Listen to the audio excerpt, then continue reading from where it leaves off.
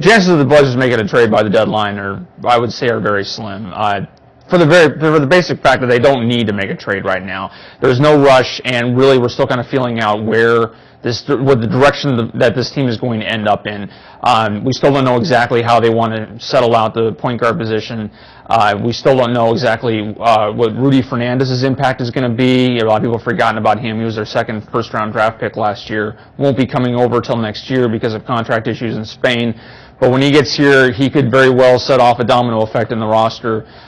He could affect anything from the point guard position down to the small forward position. So you don't know how that's going to settle out. We won't know for sure how it's going to settle out until the end of next season.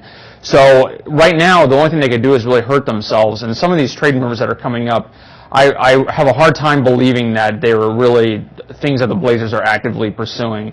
The trade last week suggesting they were going to send Jarrett Jack, Travis Outlaw, and Channing Frye to New Jersey.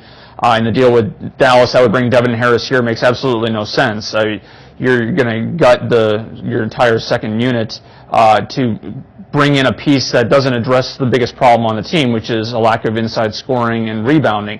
Adding a point guard is not going to take care of that, so why would you dismantle one of the things that's been the key to your success? It doesn't make any sense. And right now, unless somebody really comes up with a surprise piece and throws out a very promising front court player, a deal that you cannot turn down, an all-star caliber player, I can't really see a deal getting done. Well, they've placed themselves in a good position here at the midpoint, but I think what people really are kind of overlooking right now is just how deep the West is, and it's setting up right now to be a very, very difficult race down the stretch. We've seen Houston come on, seen Golden State improve. Utah's risen up in the first place in the Northwest Division. Denver's still very good. All these teams are 6, 7, 8 games above 500, and some of them are not even qualifying for the playoffs right now. And it's only going to get tighter and more competitive as we go on here.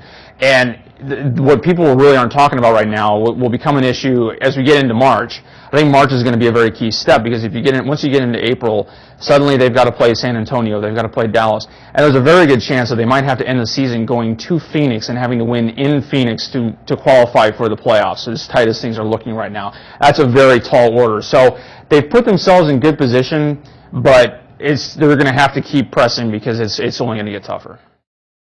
Well, obviously, Brandon Roy has lived up to the leadership aspects that we were wondering if he would be ready for when the season started. He is a natural leader. He has assumed all the demands that they've had on him far better than anybody would have expected.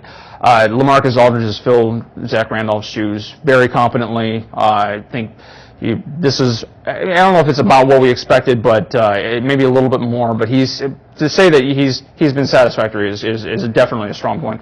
Right now, what they're going to work on is their low post offenses. They really don't have any, and we're starting to see it affect teams. Are starting to push them out toward the perimeter more. It's hurting their ability to rebound. It's affecting their offense a little bit. I think they're going to start having to try and find some ways to get a little more offensive production in the post, improve their rebounding a little bit, and if they're going to make a run in the playoffs, I think that those are the two strongest.